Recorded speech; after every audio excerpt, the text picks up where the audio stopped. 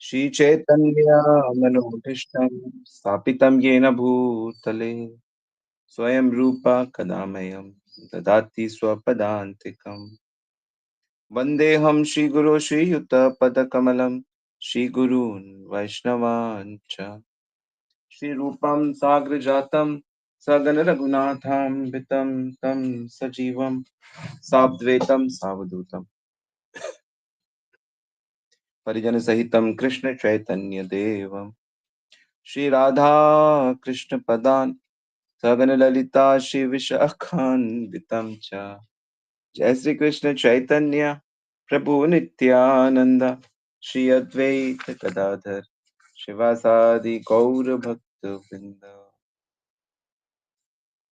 हरे कृष्णा कृष्ण कृष्णा हरे हरे, हरे राम राम राम हरे हरे।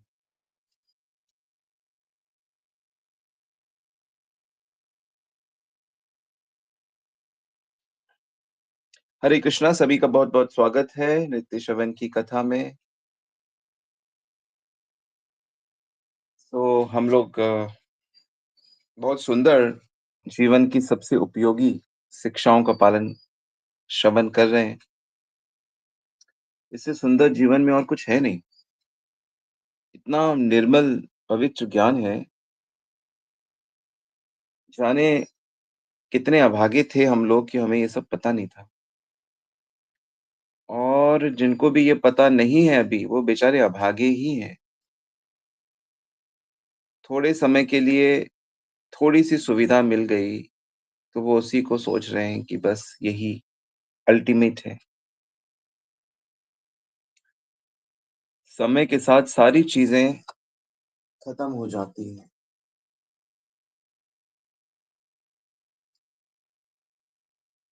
कबीरा गर्व ना कीजिए, ना जाने कितमाद है, क्या देश क्या परदेस। गर्व ना कीजिए किसी चीज़ का, क्योंकि हर चीज़ समय के साथ काल छीन लेता है। सिर्फ़ कृष्ण के आगे काल की दाल, ऐसे कहते हैं सब भक्त लोग, काल की दाल गलती नहीं है, कृष्ण के आगे नहीं काम करता। तो इसलिए कृष्ण भक्ति करने से ही ये बातें समझ में आती हैं। तो हम चर्चा कर रहे थे कि जो जीव है, उसकी अवस्था, बद अवस्था, दुरवस्था कैसी होती है। तो अनेक-अनेक आकार, शरीर उसको मिलते हैं और हर मनुष्य, हर जीव को जब आप देखते हो, मनुष्य नहीं, दूसरे भी जो जीव हैं, कोई गाय है, कोई कुत्ता है, कोई कछुआ है, कोई मछली है, कोई पेड़ है, कोई घास है, कोई मच्छर है, साँप है, सुंदर सी चिड़िया है, मीठी कोयल है, अनेक-अनेक जीव हमको दिखते हैं, लेकिन ये सब के सब अपने-अपने कर्म फलों के कारण हैं।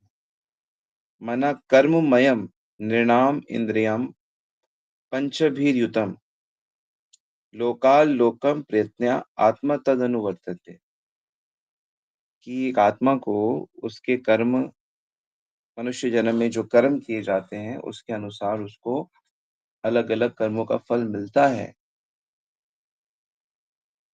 कोई मनुष्य बहुत धनवान है, रूपवान है, गुणवान है, तो उसके पीछे उसके कर्म हैं। कोई बहुत अच्छी अवस्था में है, लेकिन उसके कर्म अच्छे नहीं हैं, तो वो उसकी अवस्था छिन जाएगी, चली जाएगी। तो कर्मों के कारण तो बाहर का शरीर प्राप्त होता है, और जैसे अंदर का शरीर होता है, सूक्ष्म मन होता है, वैसा कर्म मनुष्य करता है। यानी कि बाहर का जो शरीर हमें प्राप्त होता है, वो हमारे अंदर के शरीर, मन, बुद्धि, अहंकार, इसके द्वारा किए गए कर्म के अनुसार हमें बाहर की चीज़ें प्राप्त। तो अंदर ठीक करने से बाहर ठीक हो जाता है। और अंदर के भी अंदर आत्मा है। वो अंदर के भी अंदर जो है, शुद्ध जीव जो है, वो चित्त है, चित्त तत्व, आत्म तत्व है। वो किसी माया के सामान से नहीं बना है। उसमें कोई माया का धर्म नहीं है, माया का गुण नहीं है।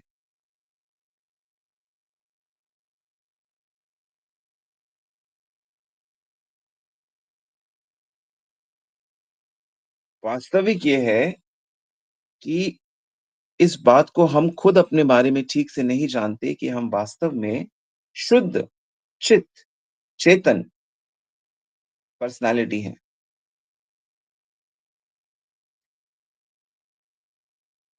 तो क्योंकि हम लोग भगवान की तटस्थ शक्ति हैं, बीच वाली शक्ति हैं, क्योंकि हम लोग इस तटस्थ शक्ति हैं, हमारा धर्म तटस्थ है, बीच का है, तो हम माया में फँसने लायक बन जाते हैं। माया के द्वारा फँसने लायक बन गए, बंधन में आने लायक हो गए। और हम माया के बंधन में भी कब पड़ते हैं? हम माया के बंधन में तभी पड़ते हैं, जब हम अपनी कृष्ण दासता, हम कृष्ण के सेवक हैं, ये बात भूल जाते हैं। हम जैसे ही अपना मूल धर्म भूलते हैं, हम तभी माया के चंगुल में पड़ते हैं।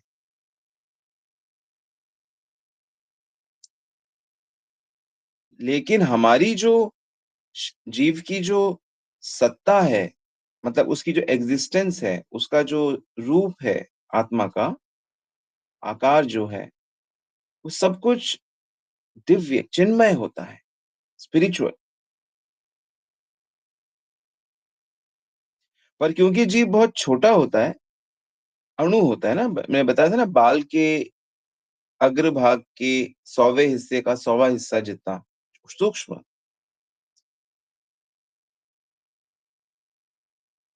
इसीलिए उसकी सत्ता भी छोटी होती है, उसका आकार भी छोटा होता है, इसीलिए वो माया में फंस जाता है। तो सबसे पहले क्या होता है कि माया से बना हुआ जो हमारा मनोमय शरीर है, अंदर वाला शरीर जो मनोमय, उसमें लिंग होता है, लिंग देह बोलते हैं उसको। वो आत्मा के, जीव के स्पिरिचुअल आकार को ढक देता है। जो हमारा सूक्ष्म शरीर है, उसको लिंग देह भी कहते हैं, लिंग देह, लिख लीजिए। तो वो लिंग मनोमय शरीर है, मनोमय लिंग देह है।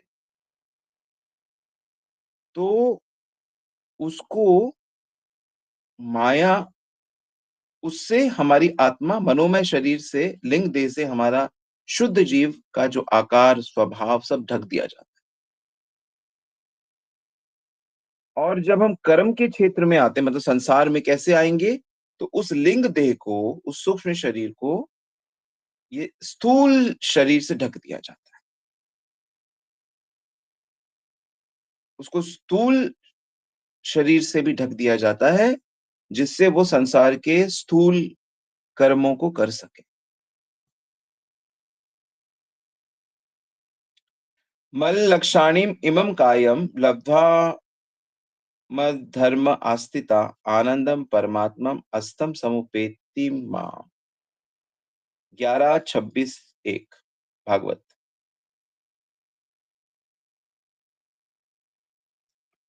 तो ये जो ढकाव है बाहर से स्थूल शरीर का, स्थूल शरीर, जो आप हाथ लगाओ अपने शरीर को, देख रहे हो ना आप अपने शरीर को? मैं तो देख रहा हूँ अपने हाथ को, अपनी उँगलियों को। ये सब हमारा ये बाहर वाला शरीर है। लेकिन अंदर वाला जो हमारा लिंग शरीर है, सूक्ष्म शरीर, मन से बना, बुद्धि से बना, अहंकार से बना, वो भी माया का शरीर है। लेकिन उसके पीछे जो मैं हूँ, मैं माया का बना नहीं हूँ, मैं आत्म स्वरूप हूँ। तो बाहर वाला शरीर किससे बना है? अग्नि, भूमि, जल, अग्नि, वायु, आकाश, बाहर वाला शरीर। और जो लिंग देह है वो किससे बना है? मन से, बुद्धि से और अहंकार से।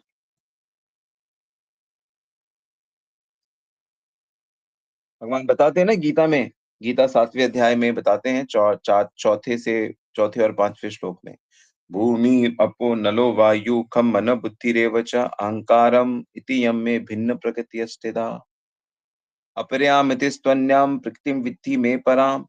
जीभूता महाबाहो येदम धार्यते जगत, कि भूमि, अग्नि, वायु, आकाश, इससे ये मेरी स्थूल शक्तियाँ हैं। तो हमारे शरीर की बात कर रहे हैं भगवान। ये जो संसार आप कह रहे हो कि संसार संसार, आकाश है, पानी है, अग्नि है, लेकिन वो हमारे शरीर तो उसी से बना है ना।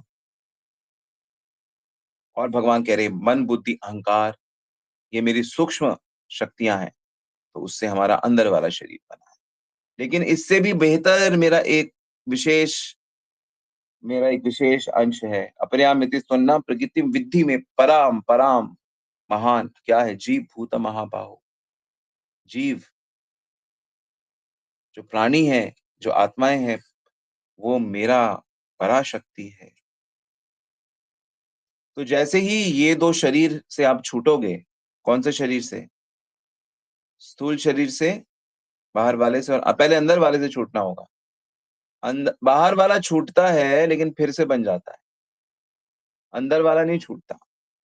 किसी भी योनि में जाओ, मन, बुद्धि, अहंकार साथ जाता है। बस इस जन्म की यादें उस जन्म में भूल जाता है। जब नया शरीर मिलता है तो पुरानी यादें भूल जाता है बस। लेकिन संस्कार वही रहते हैं। इच्छाएँ, लालसाएँ, वासनाएँ वही रहती हैं। तो जैसे ही इन 2 शरीरों से हम मुक्त होंगे, तो माया से मुक्त हो जाएँगे और हम अपने को पा लेंगे कि भई मुक्त हो गए ये शरीर से। तो जो महापुरुष होते हैं, जो भगवान के शुद्ध भक्त बन जाते हैं, तो भगवान की कृपा से वो लोग जब कार्य करते हैं, मुक्त पुरुष, वो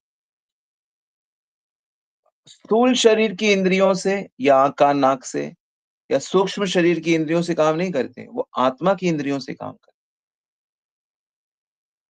मुक्त पुरुष जो होते हैं, शुद्ध भक्त, आप भी हम सब भी बन जाएँगे किसी न किसी दिन। तो वो जो कार्य करते हैं, जैसे वो देखते हैं, सुनते हैं, सोचते हैं, बोलते हैं, खाते हैं, वो आत्मा की इंद्रियों से करते हैं और आत्मा की इंद्रियों से कृष्ण को देखा जा सकता है। आत्मा की इंद्रियों से कृष्ण का प्रसाद ग्रहण किया जा सकता है। आत्मा की इंद्रियों से कृष्ण की लीला का आस्वादन, आत्मा वाले मन से श्री कृष्ण का असली आनंद लिया जा दिव्यता उसी तभी तो पकड़ोगे। बाहर के जगत में हम क्या करते हैं? खा रहे हैं, घूम रहे हैं, स्त्री संग करते हैं, मल-मूत्र त्यागते हैं, शरीर को कभी चोट लगती है, दर्द होती है, दवाई लगाते हो। ये सब होता रहता है ना, शरीर को कितना कुछ होता है। आत्मा के शरीर में ये सब कुछ नहीं होता। वो कटेगा नहीं, उसको मल-मूत्र की प्रॉब्लम नहीं है, उसको बीमार होने की प्रॉब्लम नहीं है, उसको भूख की प्रॉब्लम नहीं है। वो प्रसाद ज़रूर लेगा लेकिन वो दिव्यता के कारण सेवा के भाव से लेगा। उसको स्त्री की ज़रूरत नहीं है कि भाई मेरे को कोई स्त्री चाहिए।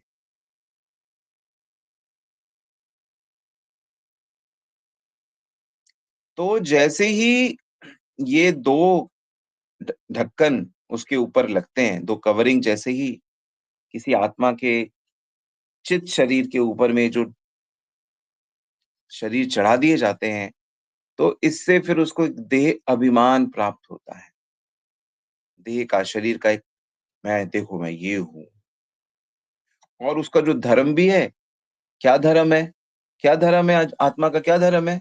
बताइए तो ज़रा, लिख कर बताइए आत्मा का धर्म क्या है?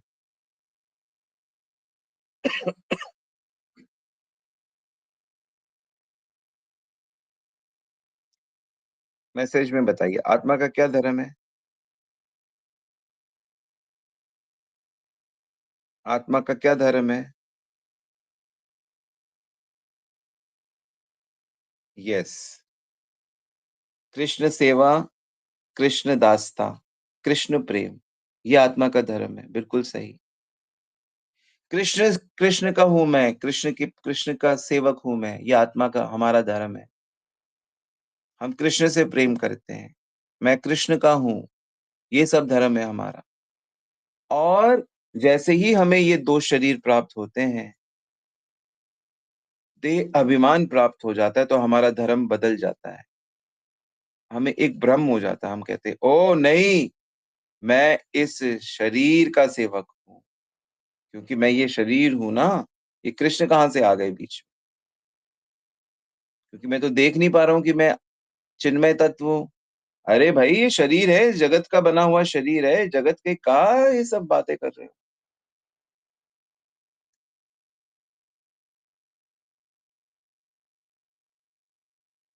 देखो भाई यही सब बातें शास्त्रों में बताई गई है। आप भागवत जब पढ़ोगे, वो भागवत कथा में ये सब कहाँ समझ पाओगे? भागवत कथा में इतने लोग बैठते ज़रूर हैं, लेकिन वो बेचारे समझ नहीं पाते कुछ। क्योंकि समझने के लिए आपको लिखना पड़ेगा, लिखने के बाद आपको सोचना पड़ेगा, उस पे मनन करना पड़ेगा, फिर आपको उसको रोज प्रैक्टिस करना पड़ेगा थोड़ा-थोड़ा और फिर आपको समझ में आएगा और आपके जीवन में आएगा। नहीं तो नहीं आएगा आपकी समझ में कभी। आप हज़ारों कथा सुन लो, हज़ारों तीर्थ में गंगा जी में डुबकी लगा लो, प्रयाग में डुबकी लगा लो, वैसे के वैसे रहोगे आप। मन के जीते जीत है, मन के हारे हार। मन को ठीक करना पड़ेगा और मन से ही प्रेम होता है। प्रेम कौन करता है? मन करता है। वासना कहाँ आती है? मन में आती है। क्रोध कहाँ आता है? मन में आता है। हर चीज़ मन में आता है, इसलिए भगवान कह रहे वो मन मेरे को चाहिए तुमसे।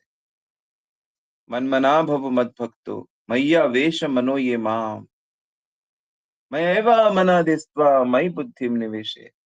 भगवान ने बस एक ही चीज़ बोला है। गीता में अगर मुझसे कोई कहे गीता में क्या है गीता का मैसेज? भगवान कह रहे हैं बस मन मुझे दे दो। मतलब मेरे से प्रेम करो। तुम्हारा मन मुझ में लगना चाहिए। सब छोड़ो, सर्वधर्मान् परित्यज्य तुमने जो-जो धर्म बना रखे देश के, परिवार के, इसके उसके, सर्वधर्म परित्यज्य माम एकम शरणम व्रज। सब छोड़ो, मन को मुझ में लगाओ।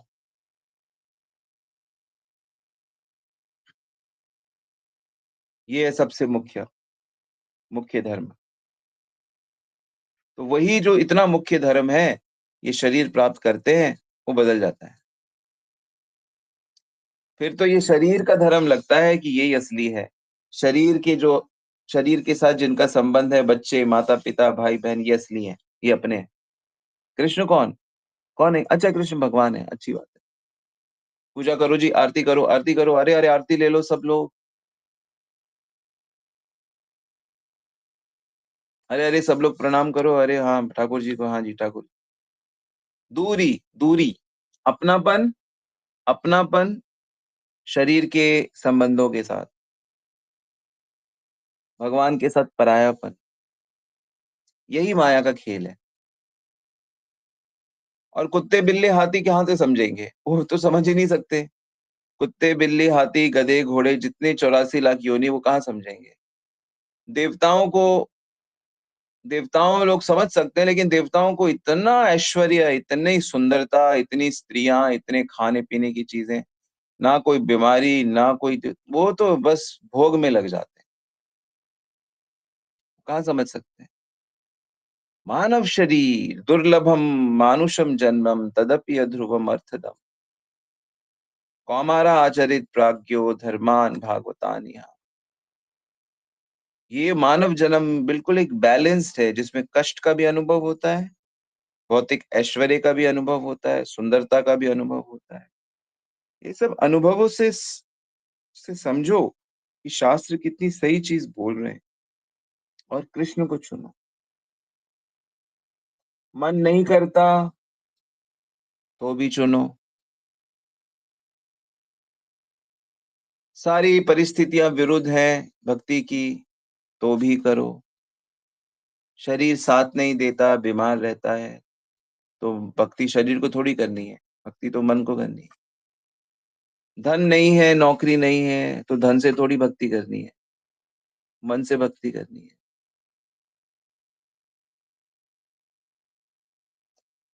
हम पढ़े-लिखे नहीं हैं, तो पढ़े-लिखे की क्या ज़रूरत है? मन से भगवान से प्रेम करना है। नहीं, हमको भगवान की सेवा करनी है, सेवा के लिए हमें कुछ-कुछ चीज़ चाहिए होती है। हाँ, तो सेवा मन से करो ना, मन की सेवा सबसे अच्छी है और मन की सेवा करना चाहोगे तो भगवान कहते हैं मैं दे दूँगा सब कुछ। सब कुछ दे दूँगा, दे दूँगा। सेवा करने जाओगे, सारे देवता कहते हैं भाई हम दे देंगे। प्रभु आपकी कृपा से आपने हमें शक्ति दे रखी है, हम दे देंगे।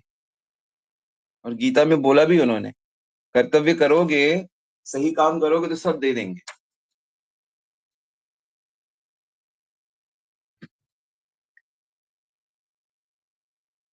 तो ये शरीर प्राप्त करके बाहर का शरीर जिसे हम फिर अपना मान लेते हैं, मैं मान लेते हैं, तो हमको सुख-दुःख बहुत दुःख-दुःख प्राप्त होने लगता है।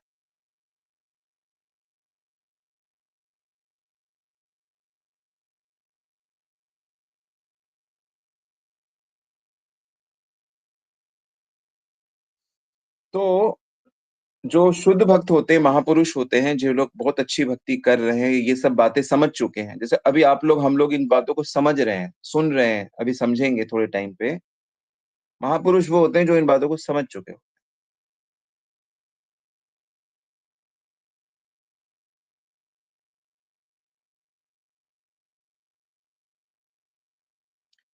तो ये सब करते-करते जो महापुरुष होते हैं, जो अब जब साधक परफेक्ट हो जाता है, तो उसको अपना शरीर प्राप्त हो जाता है। स्पिरिचुअल शरीर प्राप्त हो जाता है उसको। पर जब तक उसको स्पिरिचुअल शरीर प्राप्त नहीं होता, अंदर से उसकी योग्यता हो गई है कि उसको स्पिरिचुअल शरीर प्राप्त होना चाहिए, लेकिन जब तक उसको प्राप्त नहीं होता, तब तक वो इसी शरीर से, बाहर वाले शरीर से और इसके अंदर वाला जो शरीर है, सूक्ष्म शरीर है और बाहर वाला शरीर है, इसी शरीर से वो भक्तों का संग करता है, साधु संग करता है।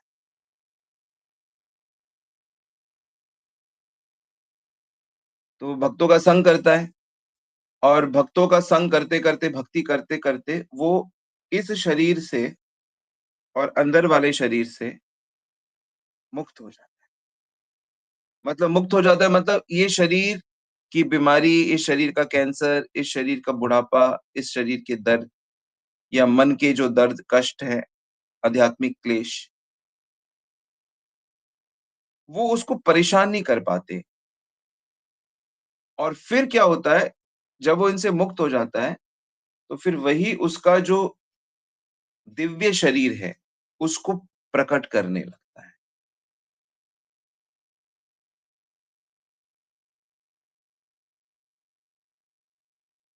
तो ज्ञान होना कि भई हम लोग आत्मा है, हम लोग ये हैं, हमको सब पता लगे, ये सब बातें जो मैं कह रहा हूँ, ये सब ज्ञान है। ज्ञान होना बड़ी बात नहीं है। ये ज्ञानियों की मुक्ति है कि भाई हमें कष्ट नहीं हो रहा, हम तो आत्मा है। डॉक्टर साहब ऑपरेशन हो रहा है, रुक जाओ मैं पहले अपने शरीर से अपने को अलग कर लूँ। कई ऐसे जो योगी होते हैं, तो कई बार ऐसी घटनाएँ होती हैं कि अरे ऑपरेशन किया, उसको दर्द नहीं हुआ, बिना एनेस्थीसिया के ऑपरेशन करवा लिया। क्या महापुरुष है? कोई महापुरुष नहीं है वो। ये महापुरुष नहीं है। ये सच्ची मुक्ति नहीं है। ये मुक्ति का अभिनय होता है, अभिमान होता है। इससे तो वो निराकार में जाता है। असली मुक्ति होती है कि जब उसे अपना दिव्य देह प्राप्त हो जाता है। जिस दिव्य देह से वो भगवान की दिव्य सेवा को कर सके। मुझे भी कभी-कभी ऐसा लगता है जैसे मान लो कि अरे! भगवान मिल जाते तो कितना अच्छा होता। ऐसे ना कई बार ऐसे हर कोई सोचता है। तो देखो ऐसा नहीं है कि आप लोग जो सोचते हो, हम लोग नहीं सोचते या कोई दूसरे साधक लोग नहीं सोचते क्योंकि हम सब लोग तो भक्ति कर रहे हैं, तो नेचुरली हम लोगों का दिमाग अ, और मन वही चीज़ें सोचता रहता है। तो हर जो भी चीज़ें आप सोचते हो, वो हम लोग सोच चुके हैं और हमारे से पहले जो बड़े महान लोग हैं, भक्त हैं, वो लोग वो सब चीज़ें सोच चुके हैं क्योंकि वो उससे उस अनुभव से निकल चुके हैं क्योंकि उन्होंने बहुत समय इसमें बिताया है ना? तो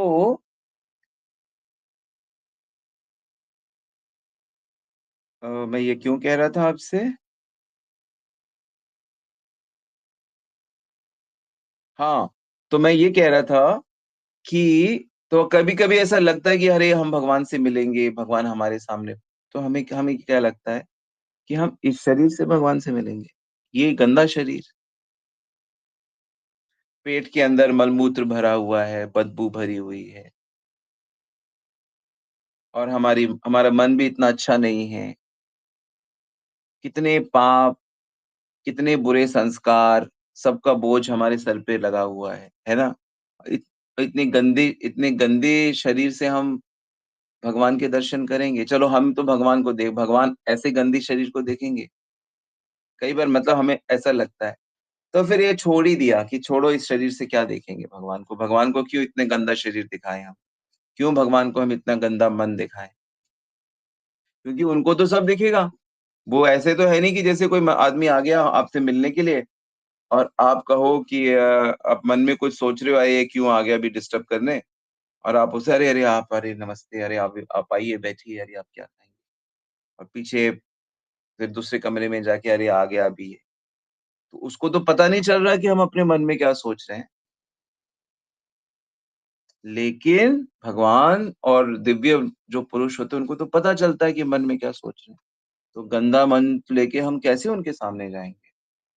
कि भाई प्रभु, अच्छा ही है कि हम आपके सामने नहीं जा रहे हैं, हम इस लायक ही नहीं हैं। हम लायक ही नहीं है भगवान के दर्शन के। तो जब हम साधन करते-करते रहेंगे तो भगवान हमें इस गंदे शरीर से मुक्त कर देंगे और वो जो हमारा भक्ति करने वाला जो शरीर है, आत्मा का जो शरीर है ना, शुद्ध एकदम पवित्र, वो जब प्राप्त हो जाएगा ना, उससे दर्शन करेंगे।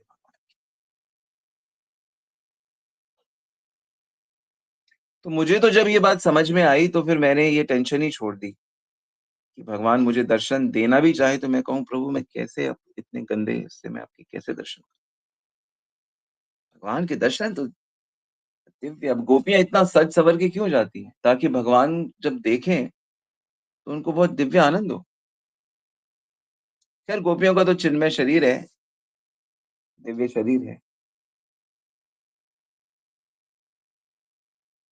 तो वास्तविक मुक्ति क्या होती है? ज्ञानी होना नहीं, भगवत प्रेमी होना। भगवत प्रेमी होना वास्तविक मुक्ति होती है, वास्तविक अवस्था होती है। उसकी प्राप्ति के लिए चेष्टा करनी पड़ेगी, प्रयास करना पड़ेगा और भगवान की कृपा से, गुरु वैष्णव की कृपा से हो जाएगा। हरे कृष्णा। श्रील प्रभुपाद की जय, गुरु महाराज की जय। आई होप चीज़ें समझ में आ रही हैं। हमने चर्चा क्या क्या चर्चा करी हमने आज? हमने चर्चा करी जीव जो है, उसकी कंडीशन्ड अवस्था कैसी होती है? कैसे वो इस कंडीशन अवस्था से मुक्त होता है? किसी का कोई प्रश्न है तो आप पूछ सकते हैं या मैसेज कर सकते हैं। देखो भाई, सबसे पहली तो ये बात है कि आप लोगों को डेली क्लास में आना चाहिए, ओके? हर दिन क्लास में आना चाहिए, हर दिन क्लास को सुनना चाहिए। तो जितने भी वैष्णव लोग हैं, ये इसमें पक्का कर लीजिए कि हम एवरीडे तो एवरीडे सुनना और लिखना ये भक्ति आप बड़ी स्ट्रॉन्ग भक्ति कर रहे हो फिर आप। सुन रहे हो, कभी सुन लिया, कभी नहीं, डेली सुन रहे हैं, डेली लिख रहे हैं। तो एक एक यूनिवर्सिटी में जा रहे हो ना, बहुत पक्के हो गए आप। फिर उस पे मनन भी, नेक्स्ट स्टेप उस पे भी काम करेंगे। प्रश्न है क्या सूक्ष्म शरीर आत्मा नहीं है? सूक्ष्म शरीर आत्मा कैसे है? उसके पीछे है आत्मा। सूक्ष्म शरीर तो मन, बुद्धि, अहंकार से बना हुआ शरीर है। सूक्ष्म शरीर, नाम ही शरीर है उसका। आत्मा तो उसके पीछे है। आत्मा से उसमें ताकत रिफ्लेक्ट होती है। हमारे सूक्ष्म शरीर में और स्थूल शरीर में जो चेतना जैसी लगती है, वो आत्मा के कारण।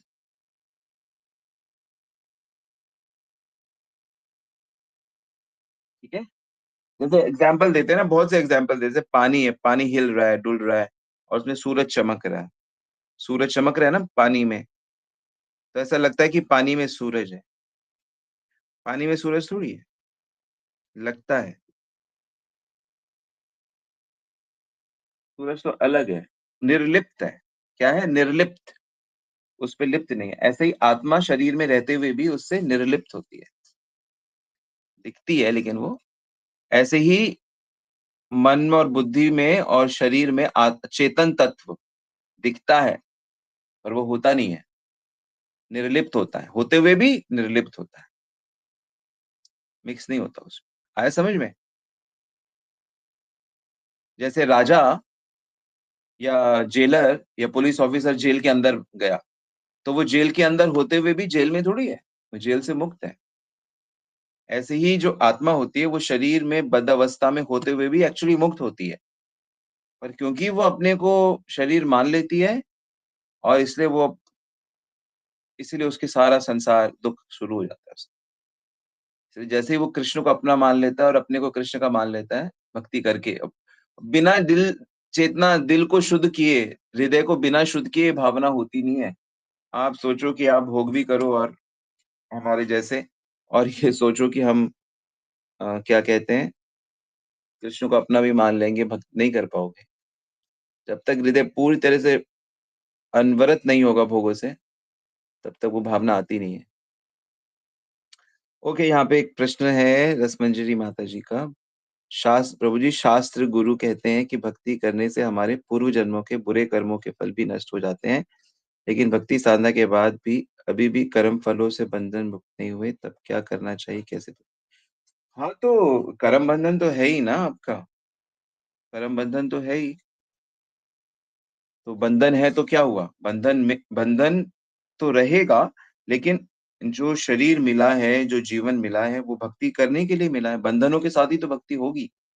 भक्ति करते-करते आप इन शरीर और शरीर के बंधनों से मुक्त हो जाओगे। हर हर जीव बंधन के साथ ही तो करता है भक्ति, और मुक्त अवस्था में प्रेमा भक्ति करता है, बद्ध अवस्था में साधन भक्ति करता है। खींचातानी है ना, आज्ञा पालन, पर इसमें भी बहुत आनंद है। गुरु की आज्ञा पालन, और बड़ा आनंद है इसमें भी। प्रश्न है कितना समय लगेगा?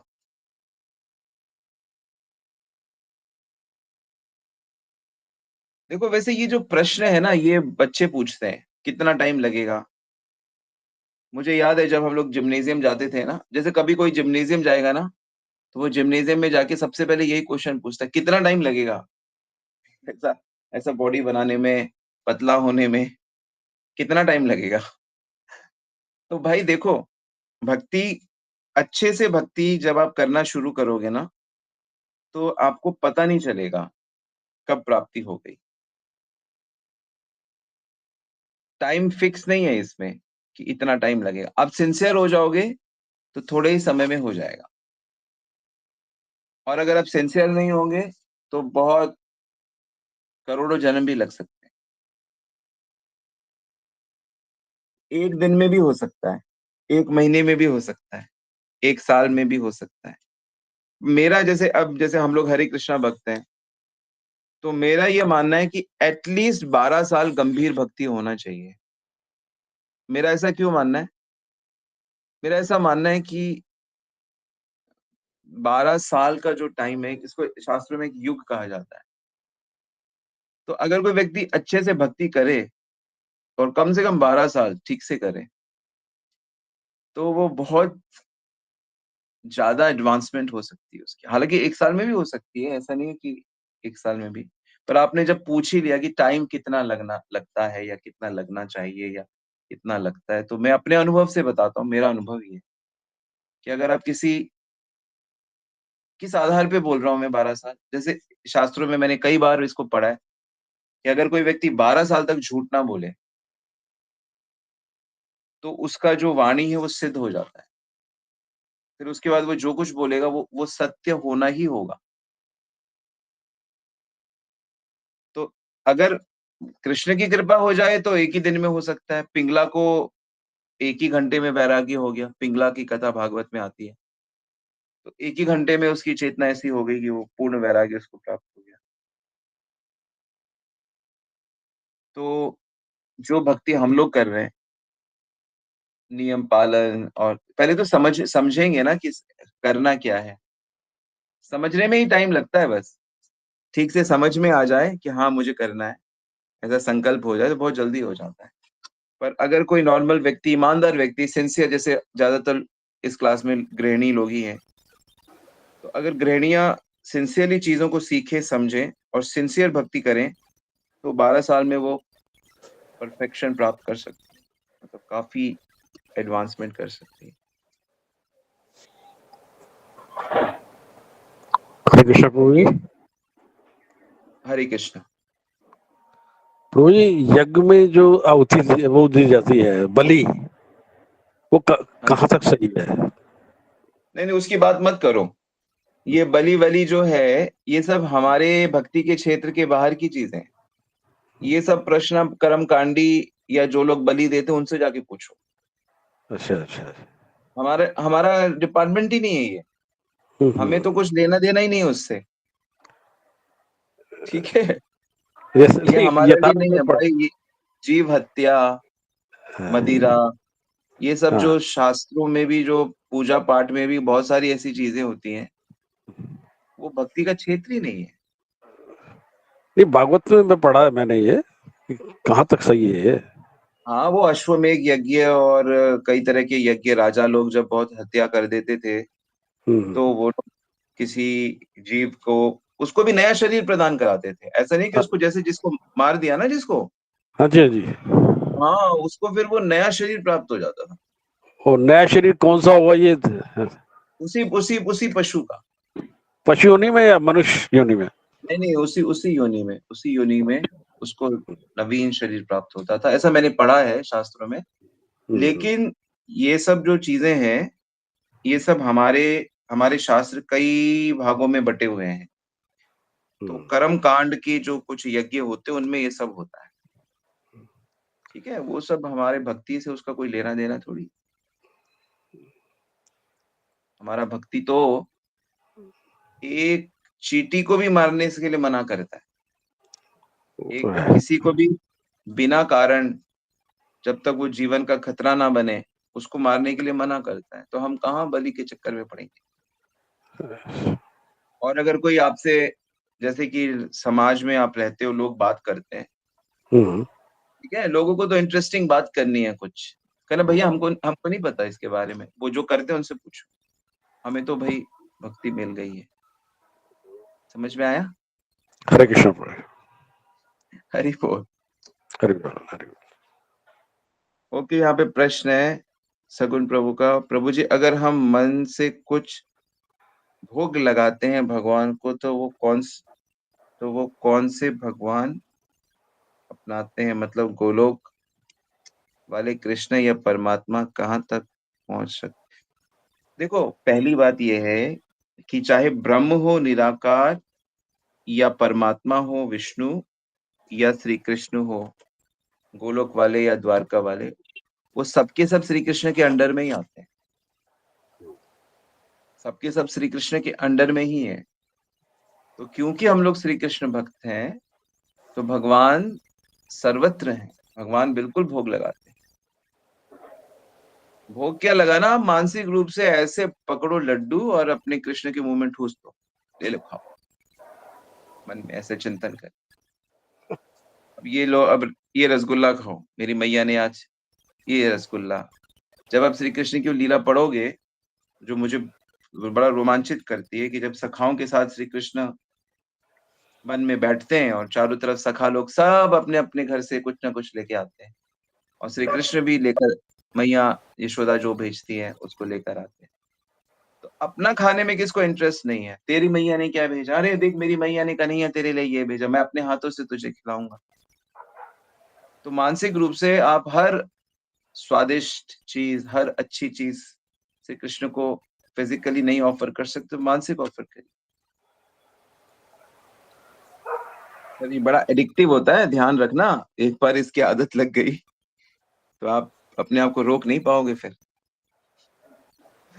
हरे कृष्णा। हरे कृष्ण।